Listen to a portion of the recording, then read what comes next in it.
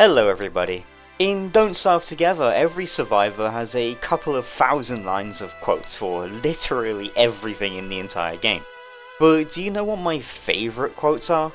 The ones that show the interactions between survivors that we never really see outside of standard gameplay and brief moments in animated shorts. So that got me thinking, what characters are friends? Which ones are not? Which characters tolerate each other? And which ones would walk to the edge of the earth together? Let's find out. Today I'm going to be explaining my favourite character interactions alluded to through either gameplay, lore, and some dumb stupid headcanons. I won't cover all of them today simply because of the amount of interactions in this game, and I just don't know all of them, so do let me know some of your favourites as well. Let's start with my main and favourite, Wurt. She is, relatively speaking, a new arrival to the messy, disjointed family we call all of the survivors. We see her being introduced in the Monster Mash short, seemingly taking place long after all of the other survivors have been established. Heck, we can even see Weber notice her before he gets sent back to the World Gen screen. Despite being new blood, she gets along well with the survivors nowadays, but none better than Wickerbottom. Oh yes, Wurt looks up to Wickerbottom so much as a teacher, taking spelling lessons and most likely talking lessons from her.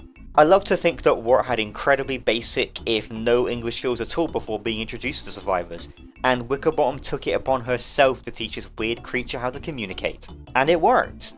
Mostly. She still has a long way to go. It's honestly nice seeing how Wickerbottom's splash image shows her as this cranky librarian, but in-game is shown to be an incredibly nice, sweet know-it-all that probably cares a little too much about the little ones.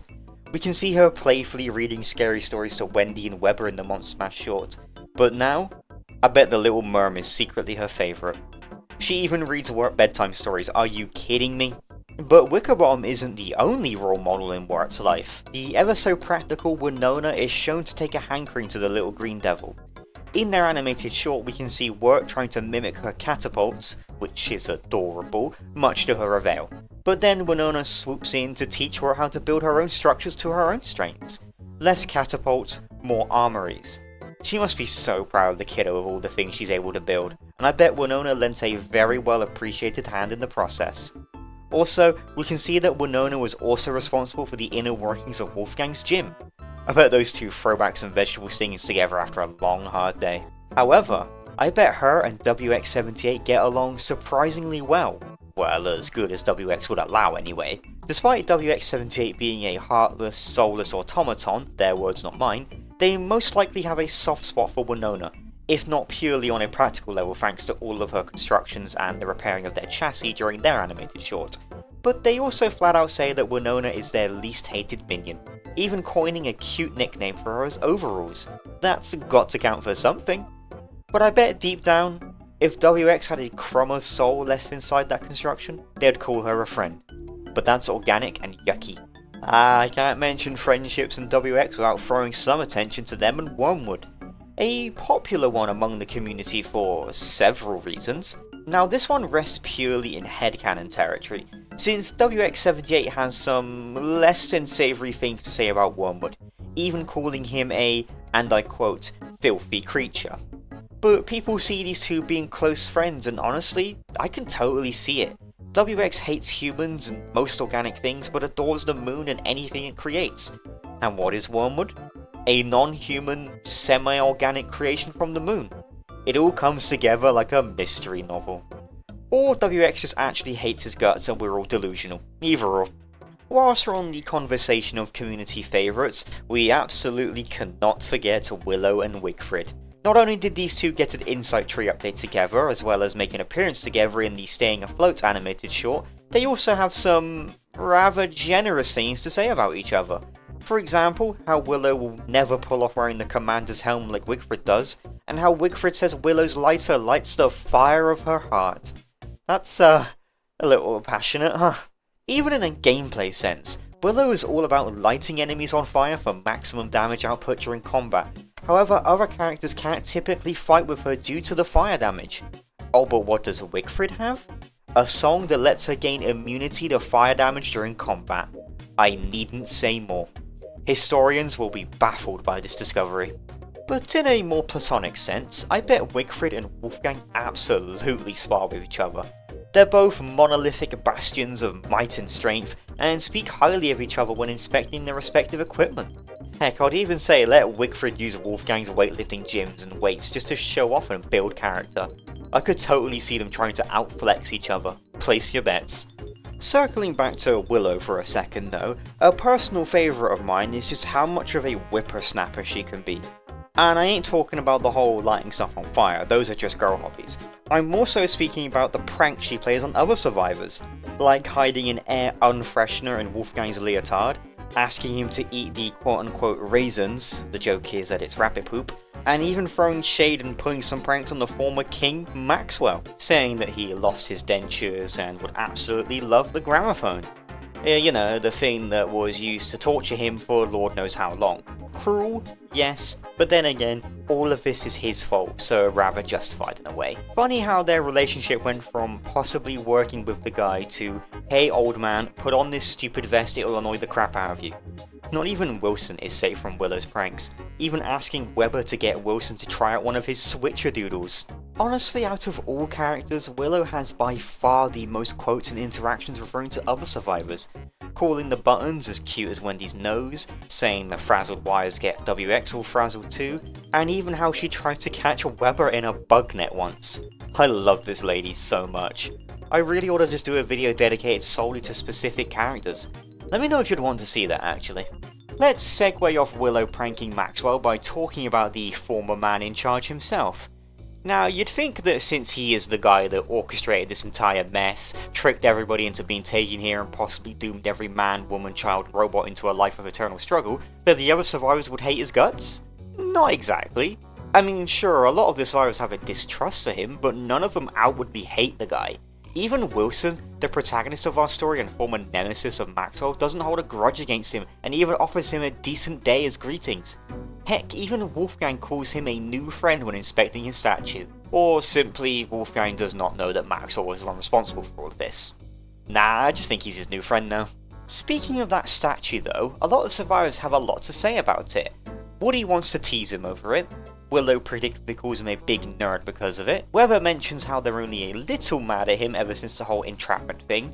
But my favourite, Wickerbottom says that he's actually a sweet boy underneath all of that ego. That's actually incredibly adorable. I really do feel kinda bad for Maxwell sometimes. If he didn't find that blasted book, none of this would have happened, and I bet he would have stayed as his pathetic, harmless self. But I mean hey, he managed to pull Charlie, so he was doing something right. Before we move on, I just want to mention that Wickerbottom has to remind Maxwell to change the light bulbs on end tables and write notes for him. However, Maxwell says it's actually Wilson's turn. Truly evil. Of course, we can't talk about Maxwell without mentioning Wendy, who is actually Maxwell's niece. Now, funnily enough, I don't think either of them actually know this. From the William Carter puzzles, we can see that Maxwell's brother, Jack Carter, did write to him about his family and suggested they come and visit, but they never did. So it is very possible that Wendy and Maxwell just never met. They do have their suspicions about a connection, however. Maxwell questions himself when inspecting the cistern, and mentions feeling a familiar presence when inspecting Abigail's flower. He even wonders how his brother is doing too. Wendy herself also mentions a sense of kinship too, if she was to inspect NPC Maxwell back in Don't Starve Alone. Deep down, I feel like Maxwell has already made the connection, but is refusing to face the truth of what he actually has done. But that's enough Maxwell for now though. Let's move on to Wendy herself. A cold, callous girl who, after all of the potential years stuck in here, has made some deep connections with the other survivors. The best example of this is Weber. If Weber is to witness a, murderous Wendy, they'll remark that they want to take their friendship bracelet back. On top of that, they do have a few cute friendly interactions, like how Wendy can match with Weber with the faux fangs, and Weber wanting to show off his Woodie impression to her with a Yule log, a reference back when Woodie had to eat logs to keep his beaverness meter down. Does anyone else remember that? Even her introduction, which is usually way more formal to other characters, is just a casual hey when she greets Weber. Now let's just ignore how Wendy dared Weber to drink growth formula and wants to sacrifice him upon the moonstone. Nope, don't worry about that. They're just best friends. I mean, don't you dare your best friends to drink poison sometimes too? Other notable interactions are how Wendy finds Wartox funny. I mean, who can blame her? How Wolfgang is petrified of her, probably on account of the whole Wolfgang is terrified of your ghostly sister, and my personal favourite, how Woodie pinky promised to give her a piggyback ride as a werebeaver once. Oh, I love these guys. Speaking of Wendy's best friend, who else does Weber click with? Most probably the other kids, like Wurt and Walter, since we do all see them hanging out, as well as Wes and Wormwood, in that one animated short. However, I do think Weber is the most responsible out of the group of kids. Sure, a lot of people theorise that Walter is the eldest, but seeing how Weber had to make sure this kid didn't wander headfirst into danger, it's safe to say he's a bit more grounded even if he is a bit younger. But besides the other kiddos, he most likely gets along well with Wickerbottom too. But that's a given because she gets along well with all of the kids. However, did you know that Weber apparently was responsible for the doily seen on her bookcase? Isn't that just sweet? We also can't forget that yeah, Wolfgang is scared of Weber a little bit too. Despite this however, Wolfgang does want Weber to draw him next after checking out his den decorating tools. Either Wolfgang is a narcissist or he just wants to humour the little guy. Another little guy we gotta mention though is Walter. Like I mentioned in Weber's segment, I, as well as most other people, see him as the eldest of the kids who does his best to make sure they're looked after when the adults ain't around. But my favourite thing about Walter's quotes has to be his sheer level of upset and defeatedness when he catches another survivor committing arson, telling them that is indeed not the correct way to make a campfire. But the character with the most connection to Walter has got to be Woodie. Firstly, they're both Canadian, which is something they make sure to remind each other as some form of national pride when stuck out of here roughing it in the wilderness. But also, Walter's main reason for arriving in this place was because of his hunt for the werebeaver, which he just so ends up finding. Just look how ecstatic he gets at finding out the truth. Last few things to mention about Walter, he is absolutely terrified of Wes due to his fear of clowns, also bleeding into a fear of mimes. Oh, and Wanda too, since he has a whole campfire tale about a murderous clockmaker with a hook for a hand. Which is why Walter keeps trying to look at Wanda's hands, just to make sure. How about some love for Mr. Don't Starve himself, Wilson? Who does he get along well with? Literally everybody, it feels. Despite originally being a crazy gentleman scientist, his time in the Constant has led him more into the gentlemanly side rather than the crazy side. Unless you count eye-rolling puns as crazy, in which case he's clinically insane. But back on topic. Besides being a genuinely agreeable guy to everybody, he's also seen as the group's keystone weird guy that invents stuff.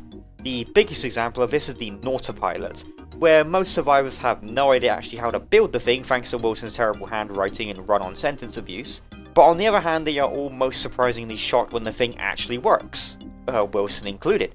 Except for WX, they worry that the giant magnet will kill them.